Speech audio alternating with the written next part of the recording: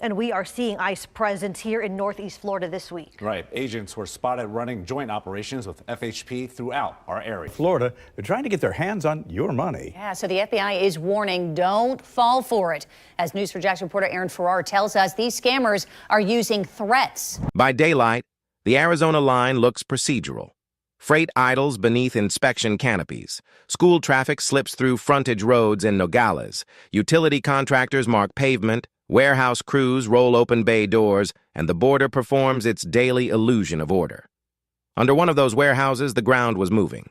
At 4:41 a.m. on March 18, 2026, a joint FBI-DEA-CBP team entered a produce transfer building on East Camino de las Casitas, 2 miles north of the port. The target was not the warehouse floor. It was the concrete utility room behind it, where a maintenance hatch had been welded shut and painted to match the wall. When breachers cut through the plate, warm air rose from below. Then came the ladder shaft, the fiber relay box with no registered service line, and a tunnel corridor reinforced deep enough to move pallets, so duffel loads and human escorts beneath a zone already considered secure. The building itself was ordinary. Its paperwork was ordinary too. Refrigeration invoices, customs brokerage emails, diesel receipts, sanitation logs. That was the point. The tunnel was not hiding in wilderness. It was embedded inside commerce. Within 12 hours, engineering teams would confirm 14 underground tunnels linked to the same logistics architecture. 6 hidden entry and exit hubs would be exposed in Arizona and just across the border. 11 border checkpoints would come under internal review for compromise, bypass assistance, or manipulated inspection patterns. 39 people would be arrested. Treasury would freeze $110 million in assets. The estimated cross-border smuggling value disrupted would reach $620 million. But the most dangerous revelation came first and stayed quiet. This was not a single tunnel. It was a transport system built to live underneath a system Americans already trusted. The opening break did not come from a raid. It came from a maintenance complaint. On July 29, 2025, a private telecom subcontractor filed a routine service ticket after repeated signal interference near an industrial strip south of Nogales. The job looked minor. Unstable data readings, intermittent power variance, unexplained heat signatures below a paved loading apron.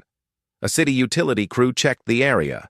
They found no surface damage, no line rupture, no obvious fault. But one technician noted sustained airflow rising through a seam that should have been dead concrete. That detail reached Border Patrol intelligence because the site sat inside a corridor already associated with suspicious after-hours freight. FBI Tucson was notified. At first, agents treated the location as a possible stash void or drainage bypass. Then Customs and Border Protection's Office of Professional Responsibility added a second anomaly. Over 3 months, multiple commercial loads tied to the same small cluster of brokers had crossed through different inspection environments with timing patterns that did not fit random processing. The loads were not all illegal. That was what made the pattern dangerous. Legitimate commerce appeared to be shielding selected movements. The first lawful search came in August at a storage yard in Rio Rico, registered to Sonoran Earthworks, LLC. Agents expected undeclared freight, and instead they found tunnel ventilation parts disguised as construction spares, ground scanning printouts, and route cards listing warehouse codes rather than street addresses. Keep that distinction in view. The network did not think in terms of cities. It thought in nodes. Once the yard search was paired with telecom records, customs brokerage data, toll transponders, and 2 suspicious cash purchases of commercial-grade boring equipment through front companies, the case moved from border smuggling to infrastructure infiltration. A joint task force was formed with FBI, DEA, HSI, CBP, IRSCI, Arizona DPS, and Army Corps engineering support. By then, the question was no longer whether a tunnel existed. It was how many commercial sites had already been built around one. The network map did not spread outward in a straight line, and it surfaced in clusters. Investigators first identified 3 tunnel-linked properties near Nogales: the produce transfer building, a drainage maintenance contractor yard, and a shuttered cold storage annex carrying a live power bill despite no legal tenant activity. Then the pattern repeated near Douglas, San Luis, and a warehouse block west of Tucson. Ground-penetrating surveys, sealed warrant entries, drone heat mapping, and forensic accounting eventually tied together 14 underground tunnels, 6 concealed entry and exit hubs, and 18 transport routes feeding distribution points deeper into Arizona. Those routes did not end at the line. They bent north through Tucson, Casa Grande, Phoenix, Eloy, and west toward Yuma freight lanes. Some linked to stash residences, some linked to commercial transfer bays, yet others disappeared into legitimate trucking corridors where mixed cargo could be broken down and recoded before continuing inland. That is where the business layer came into focus. Treasury and IRSCI traced the network through 9 shell companies: Sonoran Earthworks, LLC, Copper Mesa Drainage Services, Desert Link Produce Brokers, Arroyo Utility Solutions, Mesa Norte Cold Chain, Santa Cruz Freight Relay, Red Cactus Materials, Vista Azul Imports, and Border Ridge Holdings. Each served a different purpose. One handled equipment purchases, another leased warehouse space, another processed brokerage invoices. 2 moved cash through vehicle fleets, aggregate yards, and cash-intensive service businesses. On paper, they looked like the kind of regional companies that keep border logistics moving. In practice, they supplied concealment. And then investigators hit the checkpoint layer. Internal review teams identified 11 border checkpoints and control points touched by the operation through lane warnings, timing leaks, selective staffing knowledge, or compromised screening routines. Not every checkpoint had a corrupt employee. Some had something equally valuable to a cartel logistics network: predictability.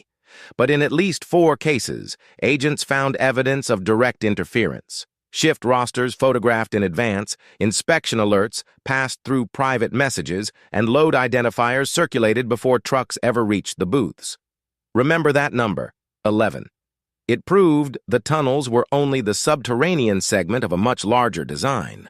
By January 2026, and federal analysts assessed that the network had disrupted or generated approximately $620 million in cross-border smuggling value across narcotics, bulk currency, weapons components, and protected movement services.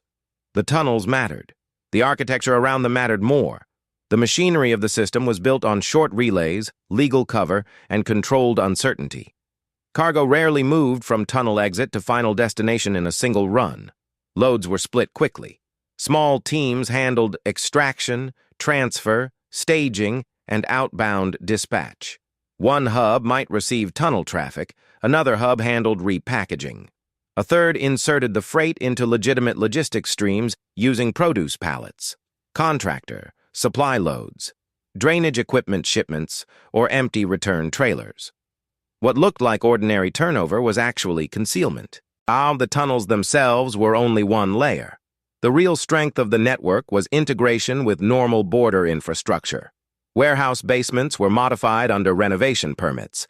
Ventilation fixtures were disguised within utility easements and service sheds. Entry points were hidden inside spaces no one would notice twice: a chilled storage room, a materials bay, a maintenance enclosure, a floor drain chamber. No dramatic bunker doors, no cinematic spectacle, just expensive concealment built to survive routine business activity. Beyond the hubs, the network relied on information.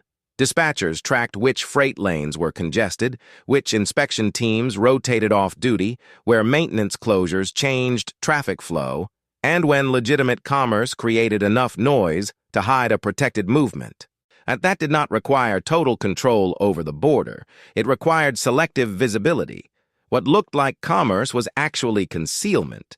Messages recovered from encrypted devices showed that tunnel traffic and overland traffic were coordinated, not separate. If a tunnel segment became risky, loads shifted to vehicle relay routes already buffered by shell company paperwork. If a checkpoint environment hardened, cargo sat in legal storage under a legitimate invoice until the window changed.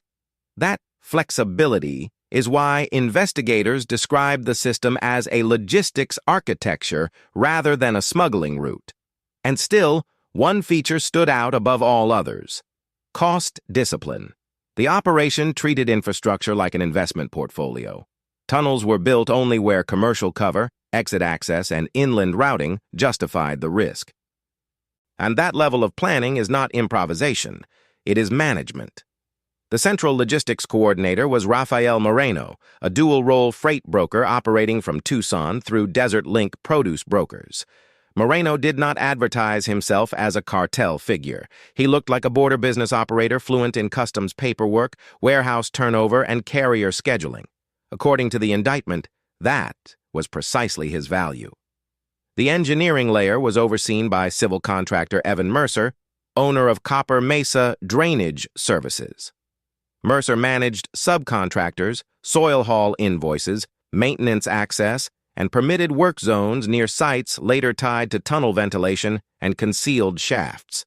He built legal reasons for crews to be near illegal spaces. The checkpoint intelligence function ran through Alicia Rios, and a former customs brokerage supervisor who understood port sequencing, lane behavior, and the market value of timing. Investigators allege Rios helped convert fragmented operational knowledge into movement advantage, linking brokers, warehouse handlers, and compromised screening contacts.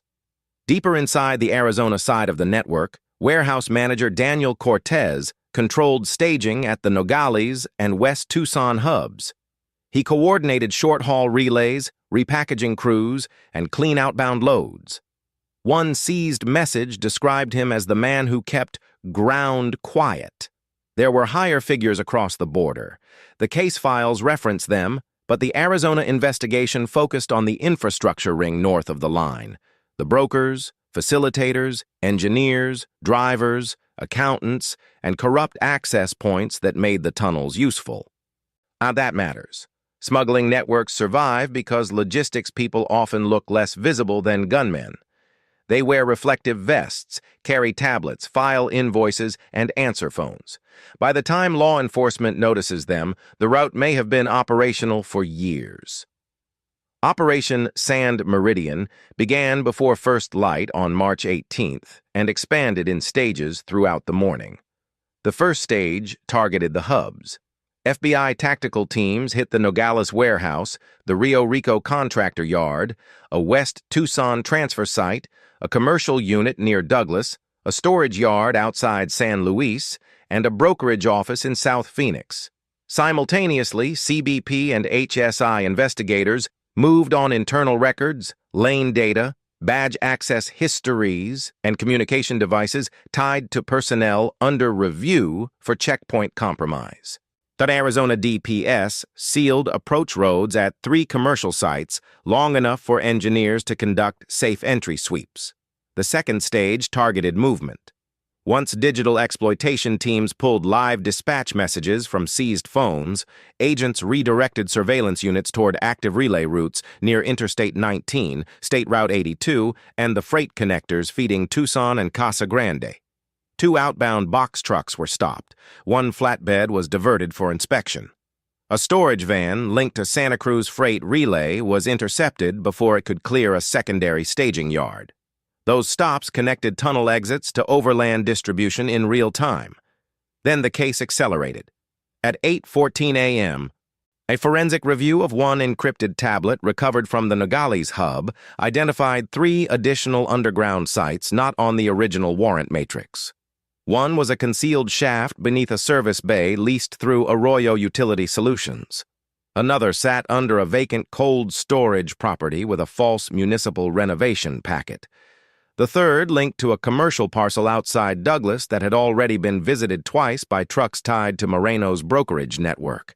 By late afternoon, engineering teams had confirmed 14 underground tunnels across the broader investigation footprint. 39 arrests were made over the next 22 hours. They included Moreno, Mercer, Rios, Cortez, drivers, tunnel crews, accountants, relay coordinators, and several individuals accused of supplying inspection intelligence or secure lane timing. and Treasury froze $110 million in assets across commercial accounts, real estate, vehicle fleets, cash storage, and proxy holdings. 18 transport routes were dismantled or rendered unusable through seizures, arrests, structural closures, and controlled exposure of the shell company network. If you want the scale in one sequence, here it is. 14 underground tunnels discovered, 6 hidden entry and exit hubs exposed, 11 border checkpoints compromised, 39 arrests, $620 million in cross-border smuggling value disrupted, and $110 million frozen before the network could reassign it. The tunnels drew headlines. The synchronized collapse of the business system behind them was the real strike. After the takedown came the catalog. Agents logged 58 phones, 19 tablets, 11 encrypted drives, 27 paper route ledgers, 34 brokerage binders, 12 handwritten shift sheets, and survey files tying subsurface work to commercial properties never authorized for that kind of excavation. Engineers documented tunnel ventilation assemblies, hidden ladder shafts, concealed floor plates, and masked electrical feeds, all mapped back to shell company invoices and staged construction purchases. Financial evidence hardened the business case. Treasury traced $110 million in frozen assets to shell company accounts, equipment leasing pools, property equity, cash stores, and nominee ownership structures. IRSCI linked those holdings to a broader estimated $620 million in smuggling value that included narcotics movement, bulk cash transfer, protected corridor services, and equipment acquisition. In simple terms, the network did not just move contraband. It sold reliability. The compromise evidence was just as serious. Internal reviews tied 11 checkpoints or control points to selective leak exposure, timing alerts, photographed rosters, or manipulated screening expectations. Some failures were corrupt acts. Others were structural blind spots the network had learned to price into its planning. That distinction matters now, because evidence of corruption can be prosecuted. Evidence of vulnerability has to be redesigned. The files seized in Arizona showed both. For residents near the hubs, the cost had been hiding in plain sight. In Rio Rico, elementary school counselor Elena Vargas had spent months helping 2 students whose father, a warehouse night supervisor, disappeared after questioning unusual freight activity at a contractor yard later tied to the tunnels. In Nogales, a produce carrier, James Heller lost 3 long-term contracts after refusing to route loads through a broker now named in the federal case. He told investigators the freight business had started to feel less like commerce and more like pressure. There was also the cost no family can easily map. Pima County medical teams linked multiple overdose investigations to pill loads believed to have crossed the same protected corridors later dismantled by Operation Sand Meridian. Law enforcement may calculate the case in routes, assets, and tunnel counts. Communities livid in funerals, debt, fear, and the slow corruption of ordinary work. Institutionally, the damage cut deeper. Honest inspectors saw routine procedures turned into exploitable patterns. Legitimate contractors discovered that infrastructure bids had been used as camouflage. Border communities already carrying the tension of national politics learned that hidden transport systems had been operating beneath warehouses and service yards they passed every day. That is how cartel logistics change a region, not only through violence, but by teaching ordinary systems to carry secret purposes. Federal prosecutors described the first indictment as an infrastructure smuggling case with corruption features. By summer 2026, it had become something larger. Conspiracy to distribute narcotics, money laundering, racketeering, customs fraud, bribery, obstruction, structuring, and property forfeiture counts tied to a cross-border architecture built beneath commercial cover. Parallel administrative actions hit brokerage licenses, contractor registrations, and inspection personnel under internal review. Publicly, that the outcome sounded definitive. 14 underground tunnels discovered, 39 arrests, 6 hidden entry and exit hubs exposed, 18 transport routes dismantled, 11 border checkpoints compromised, $110 million in assets frozen, $620 million in cross-border smuggling value disrupted. Those numbers were real. They were also incomplete, because the last wave of evidence produced a darker conclusion. Buried in a planning folder recovered from Alicia Rios's device was a replication file. It did not contain a dramatic manifesto. It contained templates, front company structures, phased property acquisition models, contractor layering sequences, route shift logic, and contingency notes for relocating protected movement corridors when inspection climates changed. Arizona was not treated as a one-off success. It was treated as a working model. That is the warning at the end of this case.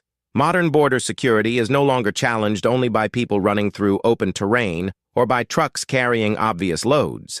It is challenged by business-like criminal systems that study infrastructure, buy access, exploit predictability, and embed hidden corridors inside legitimate commercial geography. When that happens, the border is not just crossed. It is redesigned from underneath. Some tunnels were filled. Some properties were seized. Some defendants will spend years in federal court, but no investigator involved in this case claimed the method had been eliminated. They claimed a network had been disrupted. There is a difference. A route can be closed. An architecture can be copied. That is why the Arizona case lands beyond the desert. Now it is a warning for ports, freight belts, utility corridors, cold storage districts, and every secure zone that assumes concrete, routine, and paperwork still mean control. In this investigation, the most dangerous space was not an unguarded stretch of border. It was the ordinary commercial layer above the hidden system. The next version may not emerge where anyone is already looking.